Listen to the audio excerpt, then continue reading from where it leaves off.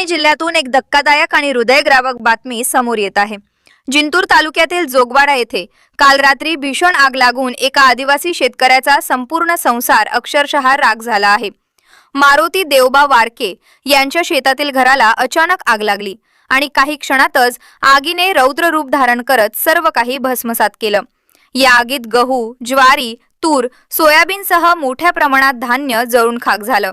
तसंच घरातील फर्निचर, कपडे, भांडी, रोख रक्कम आणि अगदी आधार पॅन सारखी महत्त्वाची कागदपत्रे सुद्धा आगीत नष्ट झाली आहेत।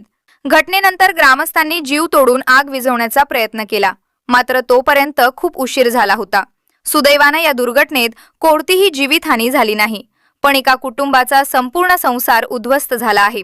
प्राथमिक अंदाजानुसार शॉर्ट सर्किटमुळे आग लागल्याची शक्यता व्यक्त केली जात आहे।